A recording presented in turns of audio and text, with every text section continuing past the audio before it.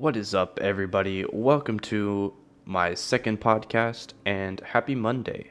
Today we'll be talking about the PGA Championship as well as the LTP Classic and the LPGA's Pure Silk Championship. So, without further ado, let's get right on into it. Starting this off, I would like to talk about the Let Them Play, the LTP Classic that took place alongside the PGA Championship. So if you didn't know, in the last podcast, I talked about the LTP Classic, which stands for the Let Them Play Classic. Pretty much, if you haven't seen that episode, the NCAA Girls Women's Association, they pretty much canceled one of the big championships for the women's division, and pretty much they couldn't play in their final tournament. So on Twitter, Barstool Riggs, he's associated with Barstool, he got wind of it and he set up another tournament out in Chandler, Arizona, and he invited all of the girls and teams that didn't get to play in this tournament. He invited them out to come and play, and that took place alongside the PGA Championship this past weekend. And let's see, so the University of North Texas is who actually won the LTP Classic. And a cool thing that they really did there is they had little computer set up, so when the seniors got done playing, they could actually go, and they were MacBooks, I believe. They could actually go and they could talk to their parents or whatnot, which was really cool. Because the parents, they're not always going to be able to travel, and so it's definitely cool that the seniors were definitely able to play in their last tournament of the season, and that they were able to talk to their family after and let them know how they feel and thank them for everything that they've done. Now, on to the LPGA. So this past weekend as well, the LPGA hosted the the Pure Silk Championship. Yeah, they hosted the Pure Silk Championship, and it took place at Kings Mill Resort, and they played the River Course.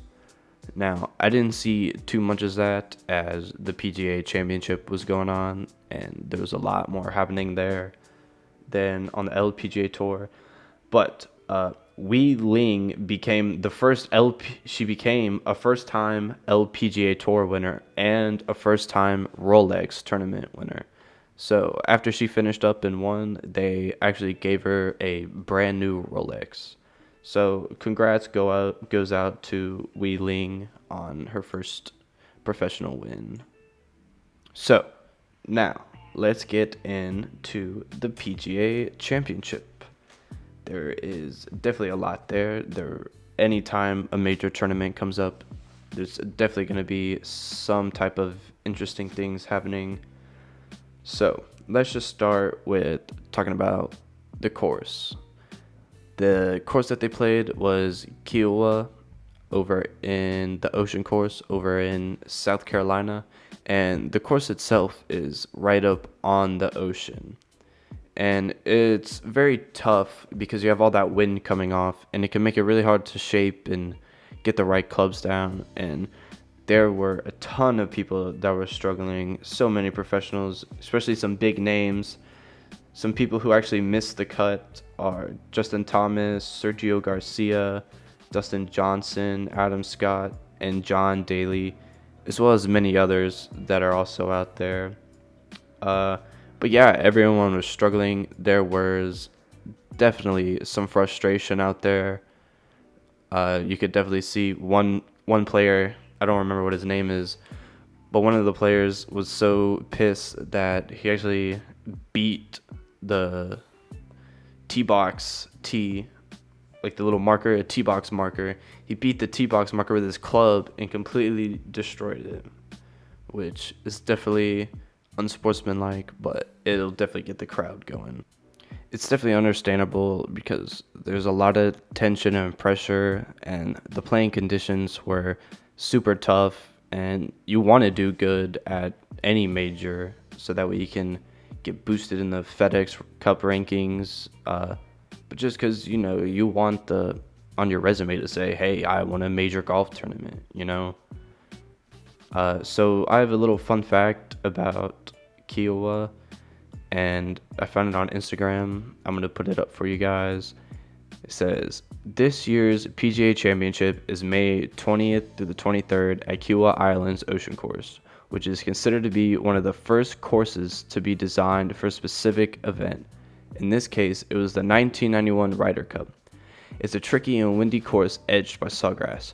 Golf Digest's 100 Greatest ranking called it Pete Dye's most diabolical creation. It stretches to 7,849 yards over a par 72 course.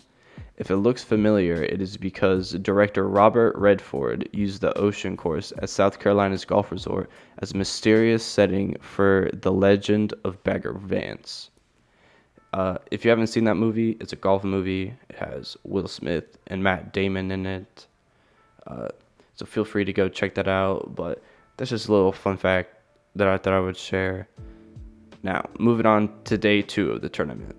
So, the first day, it was definitely tough. You could see that people were struggling. One player who definitely looked like he was going to be promising was Jordan Spieth. Over these past few weeks, he has definitely gotten his game back a little bit more, starting to look more like his old self. But after the first 2 days, it was looking as if Jordan was going to be in contention to hopefully win the tournament. But unfortunately, he ended up finishing tied 30th. He finished at 2 over. He finished 2 over in his final round.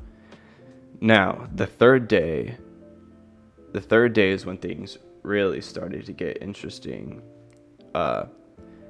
This when we saw Phil Mickelson, Phil the Thrill. We saw him starting to come towards the top of it, as well as Brooks Koepka and Ricky Fowler and Colin Morikawa. They were all around that little top area there. But they weren't able to capitalize on it. On the 4th round, Brooks Koepka shot 2 over. Same with Louis Oosthuizen. He shot 1 over. So they definitely struggled a lot. One person who I thought would be way higher was definitely Colin Morikawa. But he was struggling out there. He was pulling a bunch of shots, just coming down with the face a little too closed is what it looked like. So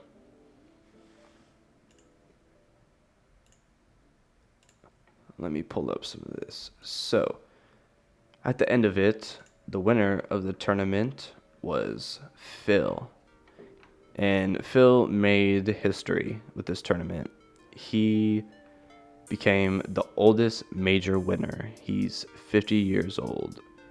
And Phil has 45 PGA Tour wins, and with this, he now has 6 majors under his belt. And Phil on Twitter, Phil likes to tweet a lot. He's a big user of Twitter. He put this out May 11th, and he tweeted out this tweet.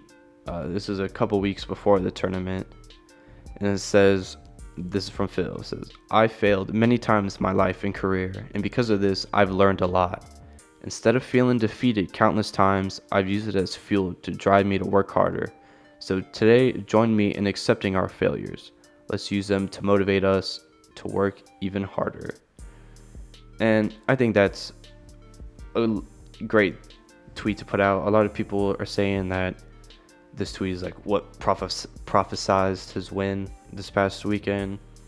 And I can totally see why, because you definitely need to be in the right mindset coming into a major championship. But the fact that Phil was crazy, he's a 50-year-old man, and now he's the oldest major winner, is insane. Let's see, it was 30 years, 4 months, and 10 days since Phil had his first win, and it is the longest span between first and last victory in PGA Tour history. And one of the things Phil says that he does to help him prepare, he says, I fast 36 hours every week, so I give up all food for a day and a half, let my body kind of reset. So, man's insane. He doesn't eat for 36 hours once every week. I don't know if I could do that. I like to eat. Now, so, back to the fourth round of the PGA Championship. And so Phil, he started out pretty well. He started out well, and then I believe it's the fifth hole, he made an absolute incredible shot out of the bunker, which I'm going to play for you now. So check this out.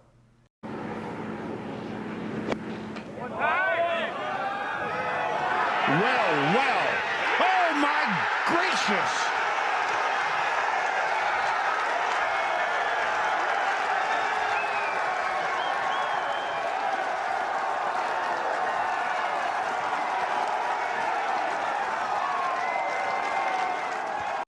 So there you have that. That was his bunker shot on 5.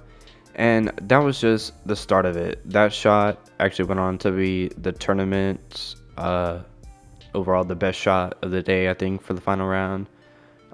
And as you can see, the crowd is just hyped up. They're going insane. And that was kind of the start. That was the start of Phil's round. Came out with a big bang. And he did good on the front 9. I believe at one point he was up by 5 strokes. But when he hit the back 9, he came into a little bit of some trouble. Let me see here. So for his round 4, his fourth round, he actually shot 1 over. So he did really good on the front 9, but on the back 9, he kind of struggled a little bit. He had a couple bogeys and whatnot. But he still managed to maintain the lead. And when he finally hit hole 18, let's see, he hit his drive. He hit it into the left side rough. And then as he is walking up, just like how everyone did with Tiger Woods, if not even more, they all decided to rush out onto the 18th fairway. And everyone just stormed the fairway. It was an absolute insane scene. I'm going to put a picture up for you guys to see really fast. So here is the 18th green after Phil hit his second shot out of the rough. As you can see, there are absolutely thousands of people just encircling this green, and a lot of people are actually comparing it to when Tiger, as you can see here in this photo, Tiger Woods, when he had the follow-on. Personally, I believe that the one that Phil had was definitely way bigger. It's the biggest that I've definitely seen in a while, and it is definitely because the CDC is finally saying that it's okay for people to go out with no masks and everything. So that's definitely a plus. That'll definitely help bring fans back to the golfing world. And while Phil was actually on the last hole on the 18th green, Phil's wife actually tweeted out. Phil's wife, her name is Tina. I guess she was texting Phil's mom, and I'll put the Twitter post up for you guys. But it pretty much is a screenshot of her message to Phil's mom, and it says, this is from Phil's mom's point of view, and it says, Tina, text Philip and tell him just to par in. Don't hit bombs or activate calves. Just par. They'll have to catch him. He won't listen to his mother. Do you text him? Hurry. And then she pretty much said, I'll text Tim. He's the only one Phil is listening to today. And if you don't know, Phil had his brother Tim on the bag with him caddying.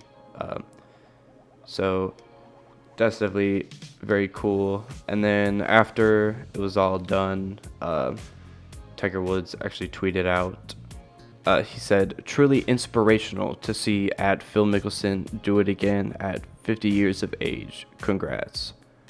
So big shout out to Phil. He definitely made history by becoming the oldest major championship winner, and it was definitely an interesting major. The next major isn't for like another month or so, I believe.